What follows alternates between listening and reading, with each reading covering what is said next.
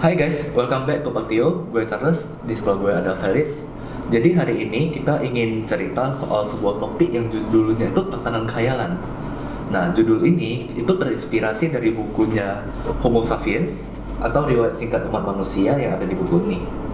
Tepatnya ada di halaman 122. Nah, kita tertarik nih untuk ngebahas mengenai tekanan khayalan, terutama dia menyinggung banyak hal yang sangat berhubungan dan berkaitan dengan kehidupan kita masing-masing. Seperti misalnya tekanan khayalan berupa mitos, sosial, filosofi, pandangan-pandangan kita terhadap sesuatu, itu bisa jadi itu adalah sebuah tekanan khayalan. Nah, Felix, gimana menurut lu nih? Dari yang lu juga udah baca nih buku tentang ini, tekanan khayalan itu kayak gimana? Untuk bahasannya sendiri itu kan namanya udah tatanan khayalan nih. Khayalan itu kan something yang kita nggak tahu itu benar atau enggak. Nggak ada konsep benar atau tidak. Kadang kan kita imajinasi. Semua itu hanya imajinasi. Imaginary order atau apapun lah itu dalam istilah Inggris kan. Menurut gua topik ini cukup menarik. Sangat menarik bahkan karena kan bukan cuma di kehidupan kita, tapi di politik kita. Tatanan politik, tatanan ekonomi, tatanan apapun lah yang ada di dunia itu pasti ada unsur khayalannya sendiri. Benar banget. Mungkin yang sempat gue baca tuh pas dia nyebutin strata sosial. Iya. Apakah sebenarnya itu ada atau enggak gitu? Nah, masih ada atau enggak itu lebih ke kenapa kita bisa membandingkan kita itu lebih tinggi dari satu orang gitu. Apa yang menghubungkan tingkat kita daripada orang lain itu sendiri gitu. Ya, makanya itu kan terbentuk strata sosial dari misalnya dari kekayaan, power. Iya, tapi kan itu secara ekonomi gitu. Secara ekonomikal. Nah, itu kan sebenarnya tetap ada. Cumanya kenapa di buku ini dia juga ada jelasin bahwa kita itu mesti ada buat satu tekanan tersendiri yang terbaru yang kita bilangnya itu apa ya namanya ya, kesetaraan. Kesetaraan ini kan juga bagian dari sebuah tekanan khayalan. Tapi kenapa lu bisa bilang manusia itu setara? Kenapa? Menurut lu setara atau enggak? Nggak bisa didefinisikan kan? Ya karena balik lagi. Secara buku ini kan dia menjelaskan secara teknik biology and evolusi gitu. Manusia itu berevolusi dan setiap evolusi itu berbeda-beda. Benar banget. Jadi itu berarti kita nggak setara. Harusnya memang nggak setara. Tapi kenapa kita dibilang setara? Supaya kalau berdasarkan buku ini dia kan ceritanya gini, supaya semua manusia itu lebih mudah diatur dan mempunyai hak yang sama.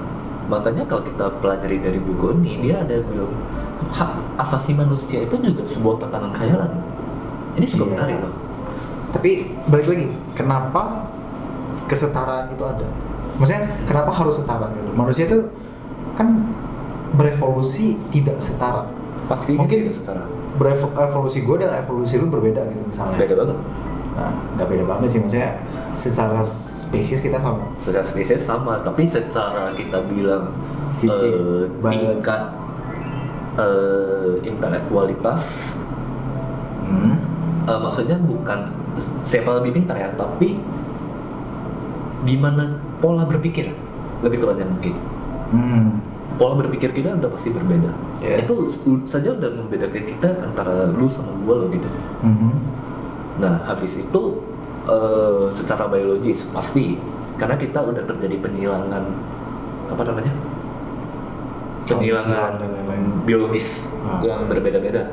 Pasti ada yang namanya biologis yang jauh lebih unggul secara fisikal dan ada biologis yang jauh lebih lemah secara fisikal. Itu pasti udah otomatis. Berarti kita konklusinya kita tidak setara dong. Harusnya sih tidak setara.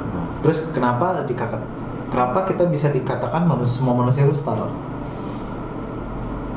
Supaya lebih mudah diatur, atau mungkin supaya nampaknya hidup kita jauh lebih berarti, atau gimana menurut lo? Nggak tahu sih, cuman menurut gue lebih gampang diatur tuh bagaimana? Lebih gampang diaturnya mungkin konteksnya bukan masalah yang contoh biologis ya, yang menurut kita berbeda. Contohnya kayak misalnya kita bilang apa namanya itu, hak asasi manusia. Ya, yang tadi lu maksud. Oke, dengan mempercaya, kita semua mempercaya adanya hak asasi manusia, otomatis itu kita jauh lebih menghargai sebuah nilai kehidupan antara setiap orang.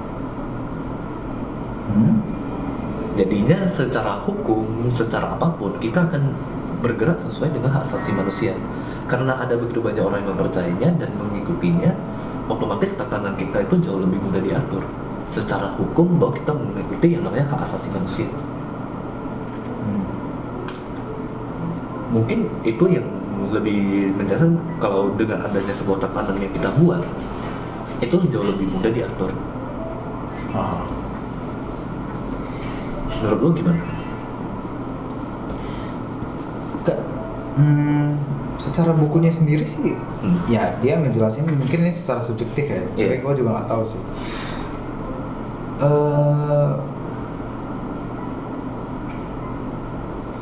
Dia lebih menjelaskan secara biologis sih, Iya, dia dibandingkan bukan secara konsep berpikir sih.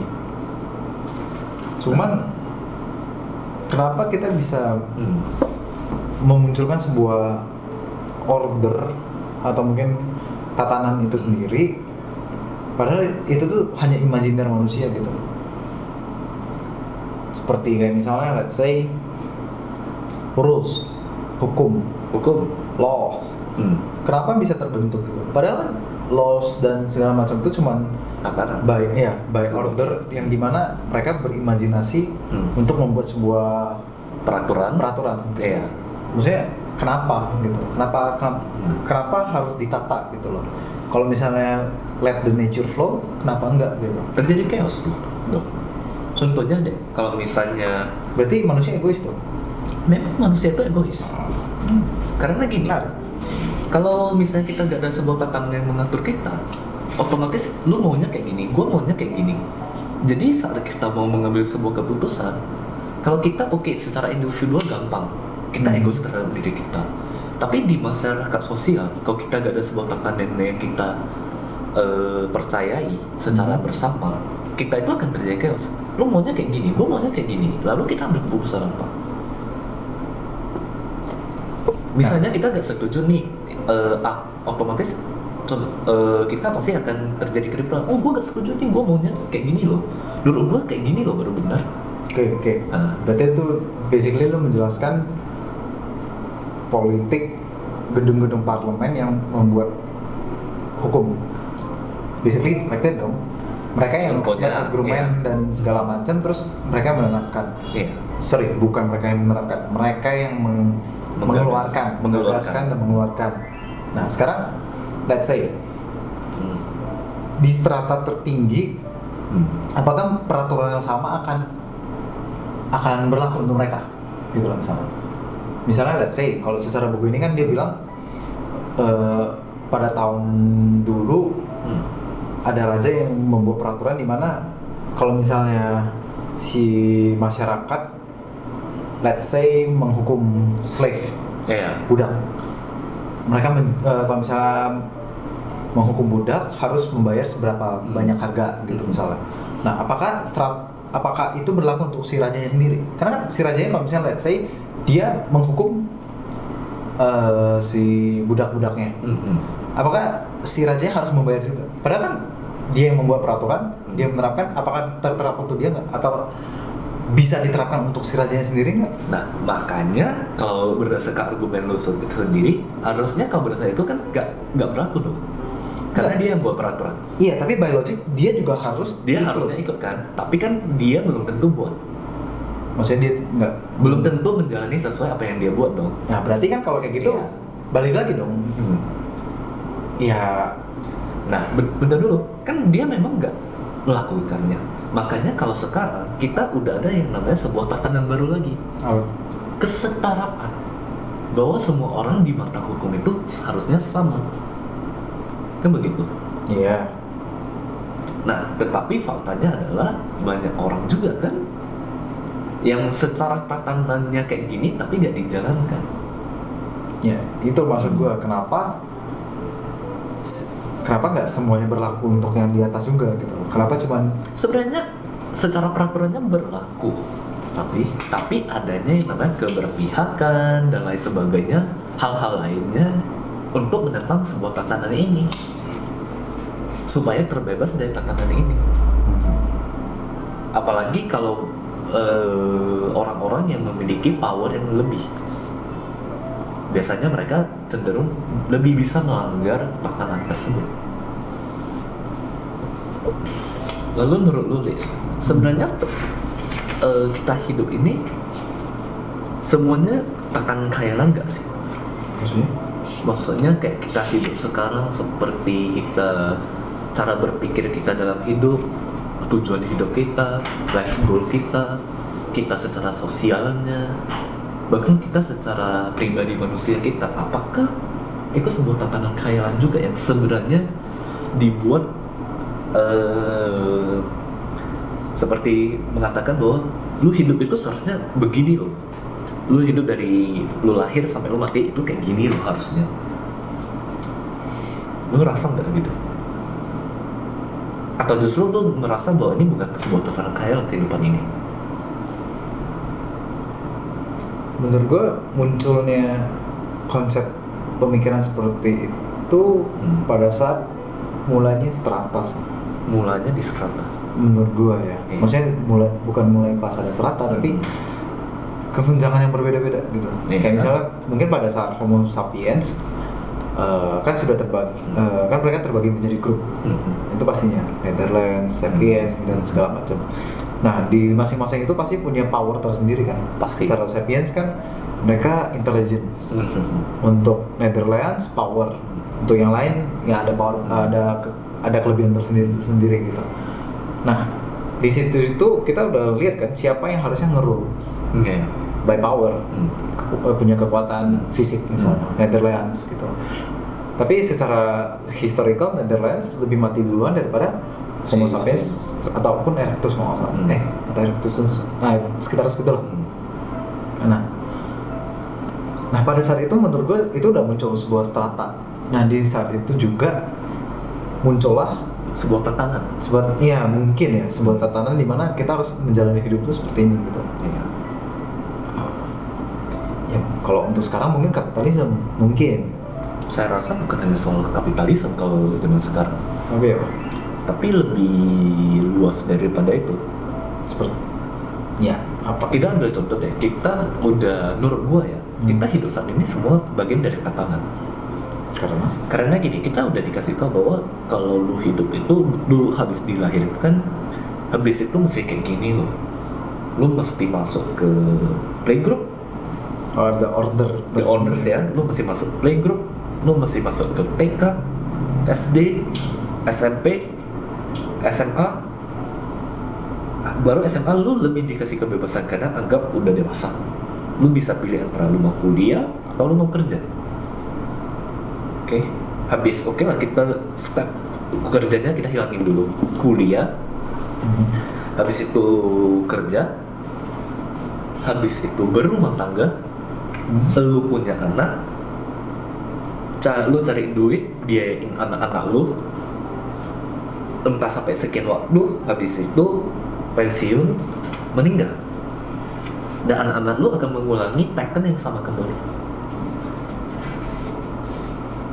Berarti secara nggak langsung kita tidak berubah dari 100, 200, 300 tahun yang lalu. Kurang lebih mirip dong. Nah, bedanya adalah yang kita cari sekarang yang menentukan kekuasaan kita itu adalah secara ekonomika. Bener nggak? Bukan kekuatan berdasarkan power atau mungkin hal-hal lain. Bener nggak? Ya, power kekuasaan pasti. Enggak, masalah power yang gue maksud mungkin physical strength. Kayak kalau dulu kita bilang zaman dahulu kan lebih utamakan physical strength. zaman-zaman dahulu Ya, untuk bertahan hidup. untuk bertahan hidup. Apalagi zaman purbakala, siapa yang lebih kuat dia berkuasa. Kalau sekarang kan kita udah enggak, kita lebih utamakan ekonomikal sebagai penentu dari sebuah kekuasaan, sebuah perbedaan strata antara yang lebih tinggi dan yang lebih rendah. Benar nggak? Nah, ini agak lari dikit nih. Berarti ke kapitalisme dong. Iya, memang. Sekarang memang Berarti lebih ke utamanya kapitalis. berarti tetap kapitalis gitu. Nah, bener. Pasti secara garis besar kita lihatnya mungkin kapitalisme. Tapi mungkin apakah ini akan berubah? Bisa saja akan berubah. Dan bisa juga berubah bentuk ke arah istilah-istilah yang baru lagi nantinya ke depan. Nah, ini agak melenceng dikit nih. Kita kan sama-sama suka baca novel fiksi, terutama yang wuxia. Nah, ini agak menarik nih. Kalau kita perhatiin di cerita-cerita wuxia, tatanan khayalan mereka beda lagi. Power nggak beda-beda sih. Beda-beda dong. Maksudnya dia bentuknya udah beda. Sebenarnya dari sana novel kita bisa lihat perbedaan tatanan aja sih sebenarnya. Tapi menurutku tetap sama sih. Samanya di Iya. Kalau di novelnya sendiri mereka mencari duit, uang, power, strata, Iya. position. Bedanya adalah bentuk yang dicarinya beda aja. Tunggu, beda di mana? Bedanya gini, memang mereka cari kekuatan, Yes. power, Yes. duit pasti. Tapi bentuknya itu berbeda-beda.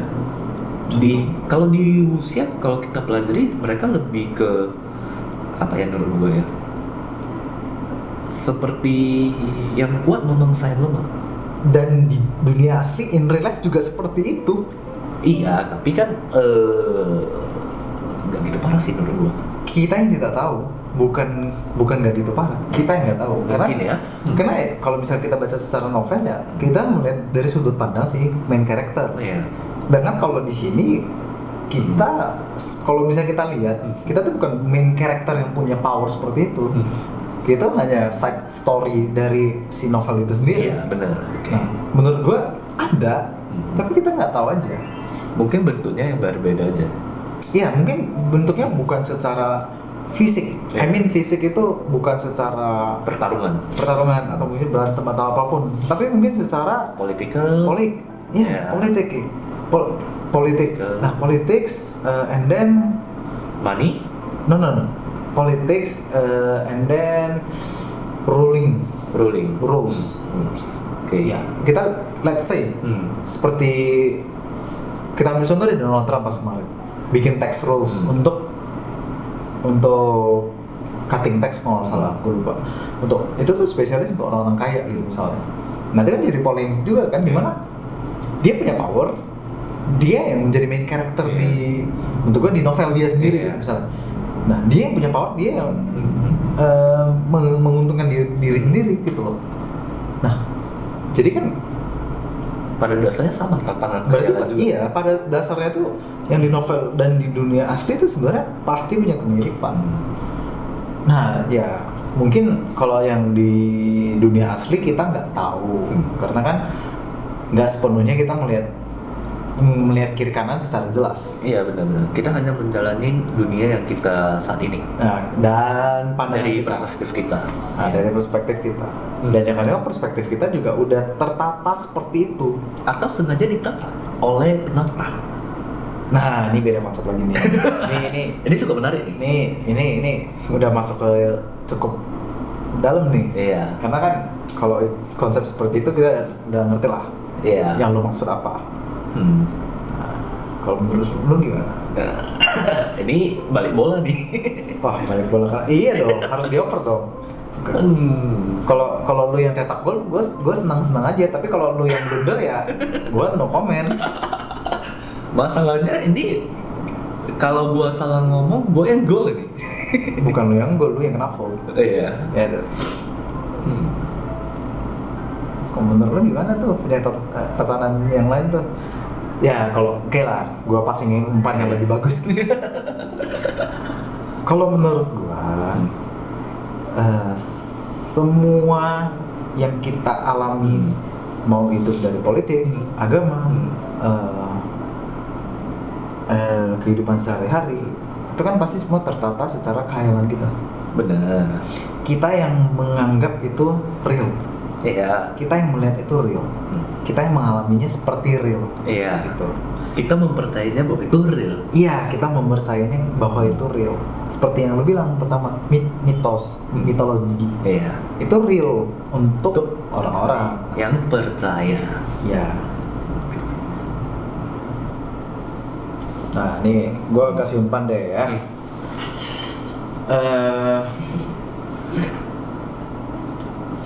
Tadi kan kita udah bahas politik, soal tentang kalian ya. Sekarang Secara hukum juga udah ya. juga kehidupan sehari itu Iya. apakah itu sebuah tatanan order tersendiri gitu. Oke.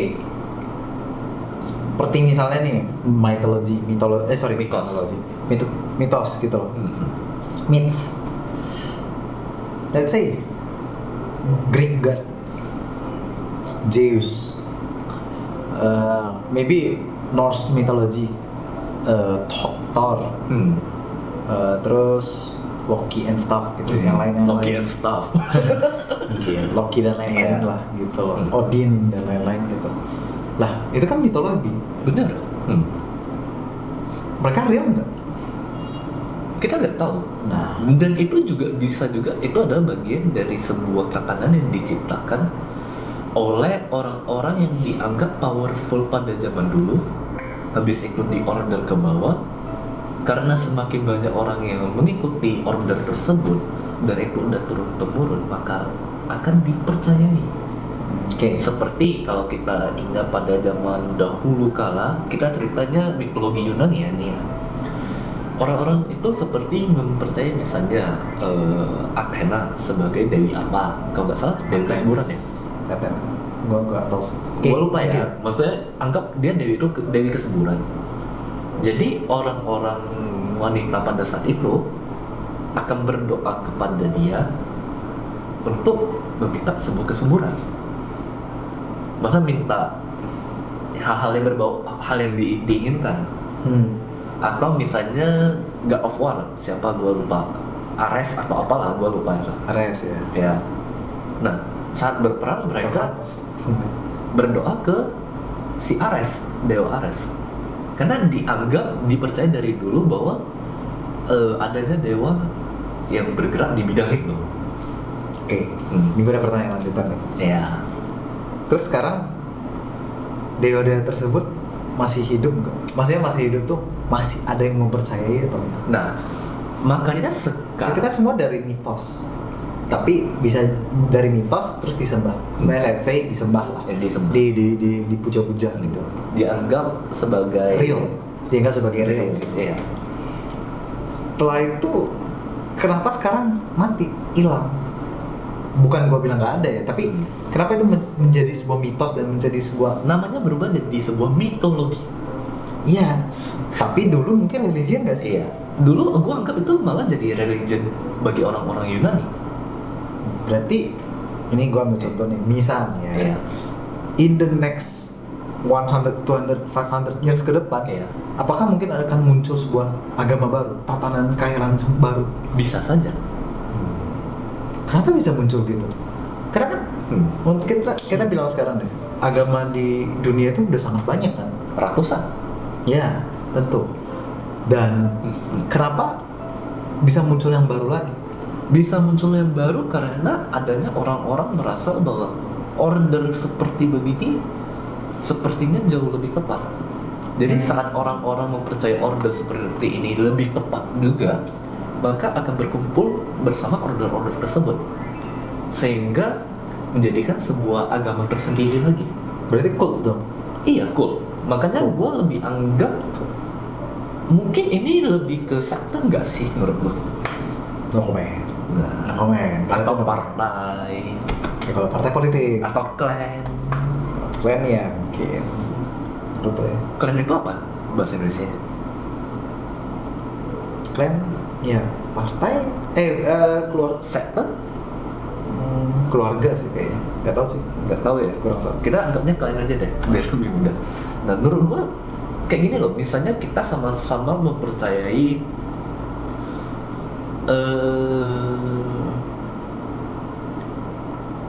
let's say-nya kita anggap paham aja deh lebih mudah.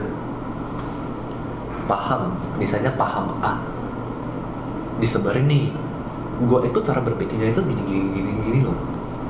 Habis itu lu rasa, oh paham lu bener ini, kayaknya memang hidup yang lebih tepat itu kayak gini nih, yang lu bilang itu logis banget nih, gua ngikut. Nah nanti temen lu yang lain lagi ngikut lagi, otomatis muncul paham baru nggak? Tentu. Benar nggak? Habis itu kita ceritanya misalnya Berarti tatanan Kailan tuh ya dibuat oleh manusia sendiri dong? memang untuk mengontrol, Populasi? bukan mengontrol populasi juga sih, mungkin Enggak, kita maksudnya mengontrol beberapa orang untuk mengontrol sebagian besar orang untuk mengikuti di hal tersebut. Hmm. Contohnya nih,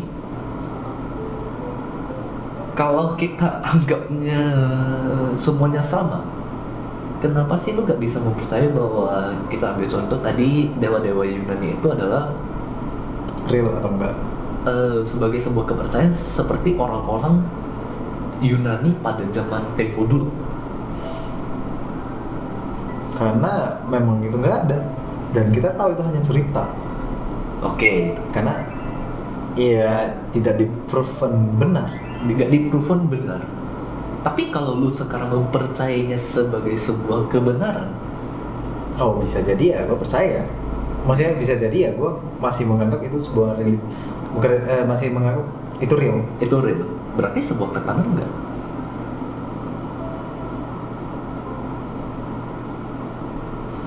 Bisa jadi sih. Nah, oke, kita ambil contoh lagi nih.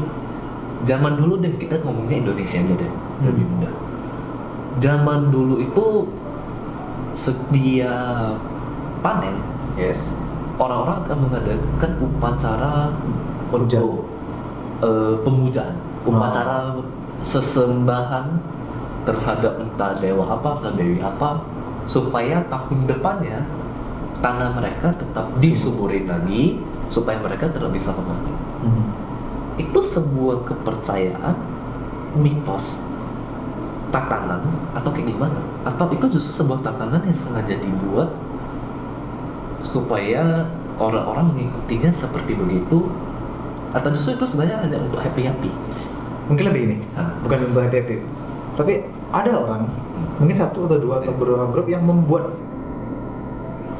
proses seperti itu supaya si manusia itu sendiri punya keinginan untuk bekerja lebih giat. Karena kan gini, kalau lu tahu di sebuah lahan itu bakal fix subur, lu bakal selalu meningkatkan produktivitas lu kan. Iya benar. Yang menurut gua ini ada unsur permainan psikologis mungkin. Iya, pasti dong. Lu sama saja seperti yang mitologi.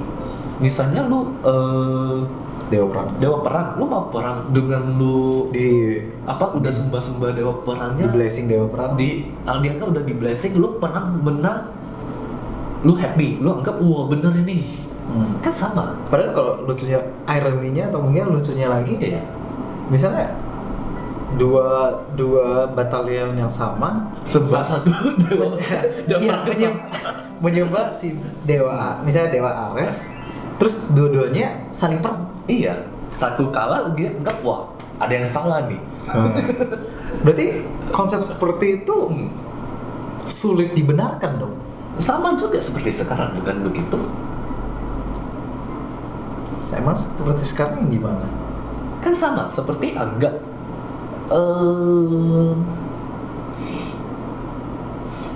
takanan apa ya yang cocok untuk dicontohin ya. Nah contohnya deh, kita anggap yang tadi kita yang bilang yang pertanian nih. Kan kita bilang satu kawasan tertentu otomatis upacaranya sama dong, gak mungkin beda dong.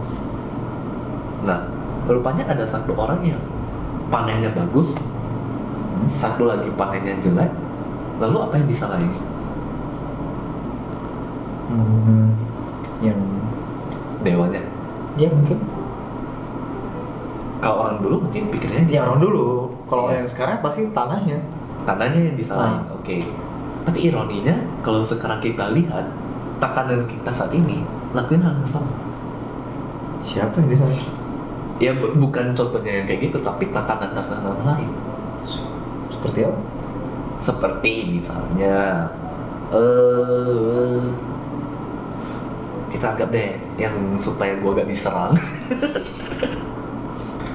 Nah, seperti sekarang nih contohnya jalan mau menuju sukses. Kita taunya mesti A, B, C, D, E, F, G, H sampai entah ke berapa. Bener nggak? Nah, tapi lu jalanin sama gua jalanin kan beda. Banyak orang bukan salahin dirinya sendiri loh, tapi mereka salahin sebuah tatanan yang udah kita percayai bahwa jalan itu membawa kita ke kesuksesan. Contohnya? Contohnya banyak banget. Contohnya kenapa ada yang sukses jadi A, kita mau sampai aku nggak bisa gini. Padahal kita ngikutin loh resepnya. Nah, balik lagi nih. Itu kan bagian dari sebuah tekanan yang dibuat juga. Iya. Resep itu tekanan. Berarti balik lagi dong. Kesetaraan itu nggak ada. Memang nggak ada. Nah, Tapi kan sengaja dibuat seolah adanya kesetaraan supaya lebih mudah diatur lagi, supaya orang-orang mempercayai bahwa diri mereka itu berarti kan. ya bukan. Ya. Maksudnya berarti di semua, maksudnya dirinya itu dianggap setara dengan siapa saja di dunia ini. Padahal common people gak akan mungkin sama dengan orang-orang yang memiliki pencapaian-pencapaian tertentu, gak mungkin disamain. Ya lu nggak mungkin disamain sama pemenang Nobel sih. Ya pasti gak mungkin. Dan pemenang Nobel juga gak bisa disamain dengan artis ternama. Atau nggak artis ternama yang menang Nobel. Emang ada ya? Ada. Oh, gue gak tahu sih. Atau gua ada. Itu no comment lah. Oke. Nah, contohnya itu bagian dari sebuah tantangan kita loh. Contoh deh, kenapa nih Indonesia mempercayai adanya contohnya kuntilanak, tuyul, apalagi genderuwo dan kawan-kawannya lah. Tapi kenapa di negara yang tetangga kita aja deh, di Thailand, itu beda banget. Terus kalau setannya gua nggak tahu ya kalau Thailand. Atau enggak kita bilang apa deh yang nggak usah Thailand deh, yang mungkin lo tahu, mungkin yang Jepang deh. Maybe. Kenapa ada hantu payung, hantu apa, Sadako ya? Nah, Sadako, ada hantu apa lagi? Kenapa beda banget gitu? Hantu itu tekanan, berarti hantu itu kan bagian dari sebuah tekanan yang diciptain juga. Iya. Tapi diceritanya soal apa? Untuk menakut-nakuti, untuk supaya orang percaya bahwa lu nanti kau buat jahat, nanti lu jadi kayak gini, atau mungkin untuk sebagai objek yang disalahin. Seberapa banyak hal yang kita lakuin agak mungkin kita bilang gak tepat, kemudian kita sering kayaknya ini si setan ini. Berarti kalau menurut gue itu malah menjadi pelarian sih. Iya, kan Maksudnya, bagian dari tekanan yang sengaja dibuat juga kan. berarti sebuah tatanan ini tuh imajinasi tuh kalau kita bisa bilang. Memang imajinasi yang kita buat juga. Ya kalau seperti itu, wah berat sih. Nah, Karena menurut gua, iya make sense apa yang lu bilang. Kenapa tatanan kita itu bisa berbeda dengan yang di luar negeri dan vice versa. ya, kita bahasnya yang setan-setanan dulu deh, biar lebih mudah deh. Nah, kita ambil contoh deh. Di Sumatera Utara ada yang namanya Begu Ganja. Apa? Hantu panjang sih namanya. Itu dari bahasa Batak. Begu itu hantu, ganja itu panjang. Nah, Sedangkan kalau kita lihat di daerah lain, itu adalah di hantu-hantu yang lain. Nah, kenapa nih bisa muncul perbedaan kayak gini nih? Nah, malahan di setiap daerah itu punya cerita-cerita tersendiri kenapa hantu itu bisa muncul.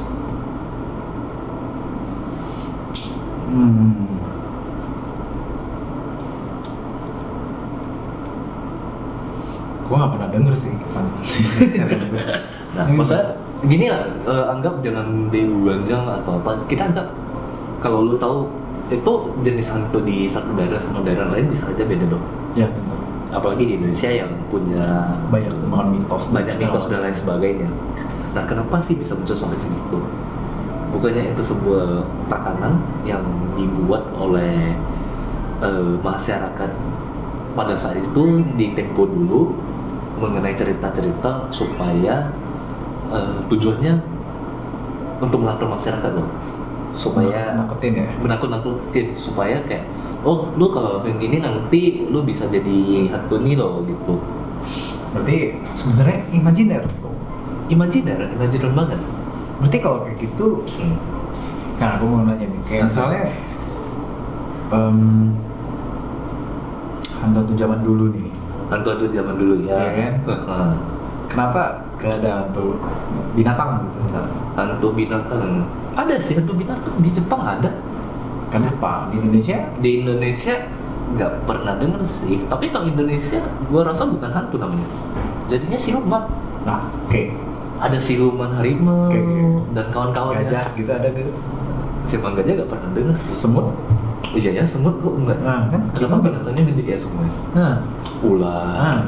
itu cuma imajinasi dong. Bener, imajinasi sih. Mikir gue. Hantu dinosaurus.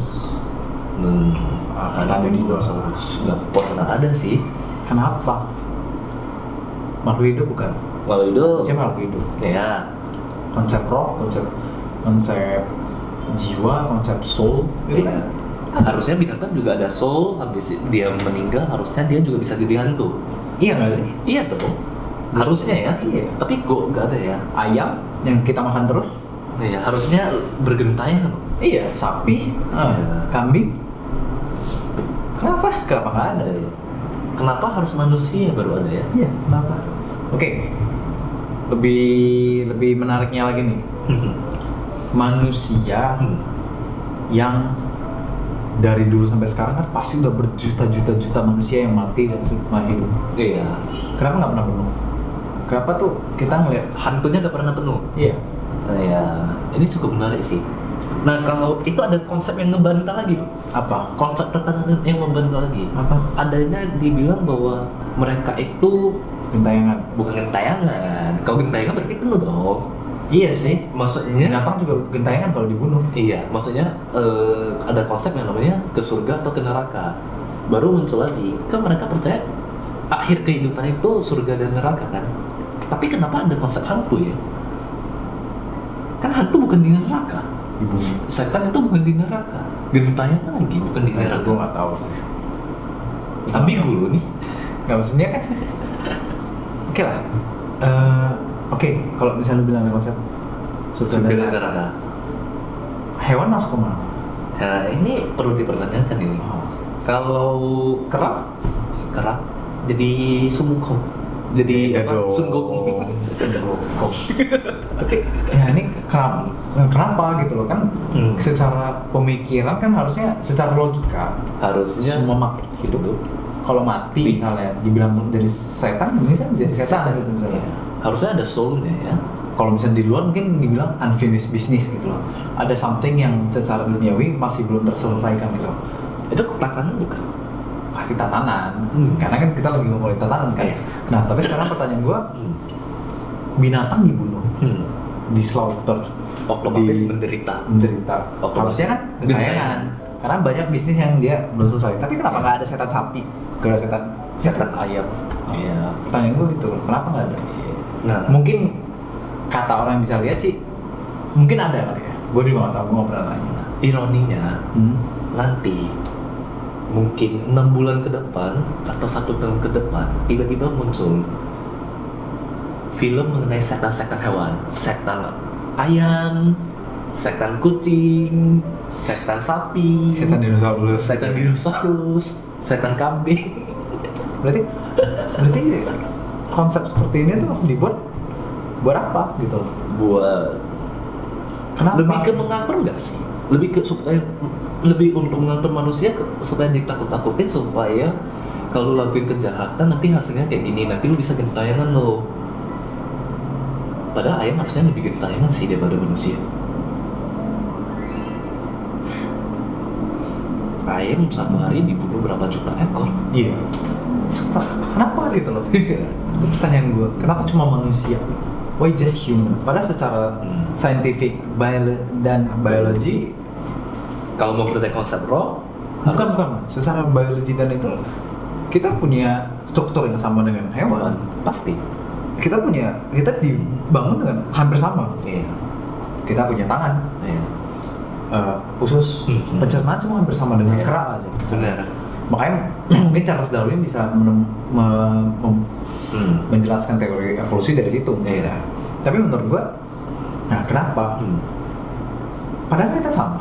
Bedanya kita memiliki IQ. Kalau kita bilang IQ, hewan juga ada loh. Nah, Emosi lo juga manusia juga ada. Kenapa mereka nggak bisa jadi hantu, setan atau Iya. sebagainya. Dan kalau misalnya yang kau pernah lihat ya di TV gitu, ini setan macan nih, ini setan harimau nih. Siluman nggak sih kalau di? Iya. Siluman. Pertanyaan gue nih, bagaimana setan dan siluman itu bisa pakai bahasa manusia Harusnya beda bahasa ya. dan bahasa Indonesia? Hebat ya. Kenapa? Karena dianggap matinya di Indo, karena dulu dengernya ngomongnya orang-orang Indo. Kalau import, berarti bahasanya harimau import gimana? harimau import. Bahasa Bahasanya apa? dia pakai bahasa diimpor lah, dia dari daerah mana? Nah, panda misalnya, Iya. pakai bahasa Mandarin, nggak mungkin lah. Nggak mungkin lah. Maksudnya ini Iya, berarti ini tatanan yang sebenarnya dibuat-buat nggak? tatanan semu gitu. Tatanan semua yang dibuat-buat. Yang mungkin bukan dibuat-buat kali ya, tapi hanya menjadi sebuah guidelines yang kita nggak tahu dari mana bisa terbentuknya menurut gua. Tapi masalah kok dipercayainya? Apa karena semua orang percaya demikian, maka demikian? Mungkin seperti itu. Bahkan bahasa sendiri menurut lo tatanan nggak? Betul. Sama juga berarti ini kalau kita cerita setan-setan, ini juga sebuah tatanan. Tatanan yang udah dibentuk dari zaman dahulu. Kenapa di Indonesia kita kenalnya itu kayak contohnya kuntilanak, tuyul, genderuwo, tapi di luar negeri nggak ada nih. Atau mungkin ada yang mirip-mirip tapi istilahnya beda. Hampir. Nah, di Indonesia nggak ada hampir. Iya. Ya, oke lah. Itu kita itu masih menjadi misteri nih. Tapi menurut gua ini hidup kita itu berarti semua penuh tatanan. Bener. Order. Iya. Kita hidup itu order by order. Dan di order juga. siapa tuh? Nah. Jangan-jangan tadi yang lebih apa? Tatanan yang dibuat oleh penata untuk menata kita. Berarti kita mau berarti ada sebagiannya si penata itu mau mengontrol Untuk menata kita, untuk melakukan seperti yang diharapkan sesuai tatanan yang dibuat. Tapi kan nggak semuanya berjalan seperti itu. Gak berjalan, Jadi- makanya bisa juga Yang mengontrol dikontrol. Nah, mungkin aja yang lu anggap lu sebagai penata, rupanya lu juga ditata. Menarik. Nah, bagi teman-teman nih, menurut kalian si penata itu siapa? Jangan-jangan penata itu nggak ada. Atau justru karena kita saling menata, jadinya kita udah bingung siapa penata kita. Controlling Dan without dikontrol. we cannot control. Iya. Menarik tuh. Jadi menurut lu ditata atau lu yang menata? Atau justru kita nggak ada yang disebut penata, malah semuanya udah ditata.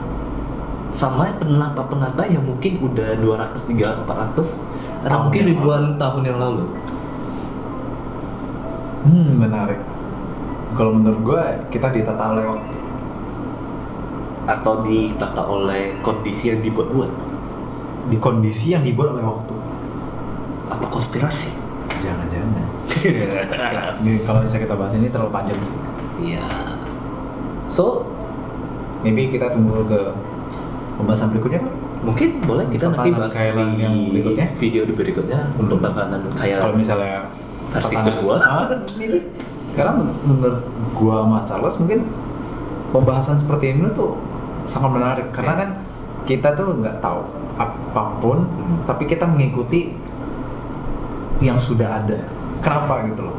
Padahal yang sudah ada itu belum tentu kita tahu. Belum tentu kita tahu itu secara lantang dibuat oleh siapa. Dan apakah dibuat? Benar. Ya. Oke. Sekian dari video kita hari ini. Thank you. See you next video.